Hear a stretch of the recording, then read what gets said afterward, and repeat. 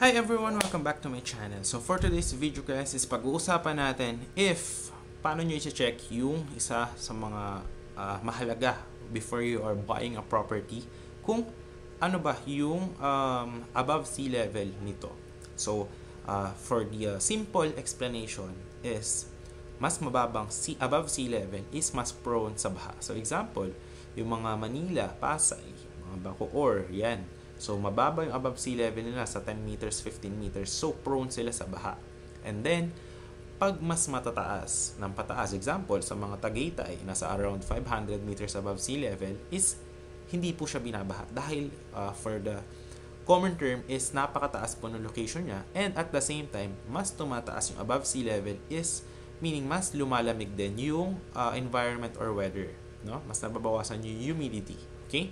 So, how will you check this out? So mahalaga po yan if you are buying a property. So it's one of the things you should consider. So number one is actually you could use online tools. So pwede kayong gumamit ng apps or website na nagbibigay ng elevation data. So subukan nyo yung Google Earth or Google Map. So sa Google Map pwede nyo hanapin yung sa right click, tapos piliin nyo lang yung what's here, and doon makikita nyo na yung elevation doon sa mga coordinates na pinili nyo. Number two is you could use GPS apps. So you can use GPS apps sa cellphone nyo, no? So here you could download apps like Altimeter or Elevation Map sa Google Play Store or Apple Store. So buksan nyo lang yan and sundan yung instruction para makita nyo yung elevation ng current location, no? And number three is you could actually check yung mga local maps, no? So pwede nyo puntahan yung mga local maps or topographic maps. So yung mga maps na yan is meron siyang elevation data, lalo na kung mountainous or hilly yung mga area na pinag-uusapan. So pwede kayong bumili dito sa mga bookstores or i-download nyo po yan online.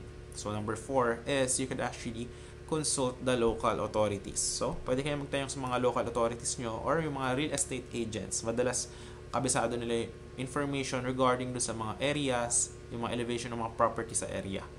So number 5 is you could actually use yung physical altimeter. So if you're in the area, pwede kayong gumamit ng physical altimeter. Yung mga devices na yan is tumutulong sa pag-measure ng elevation ng above sea level, no? So yun guys, I hope na napagbigay tayo ng information if you want to check out yung above sea level ng isang property, no?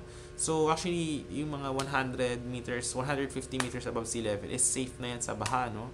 Mataas na yan. Actually kahit yung mga 80 meters lang, safe na yan. Pero if you want yung mga cold area, is maganda-ganda yung mga 350 meters or 400 meters above sea level. Yung mga around Silang, Amadeo,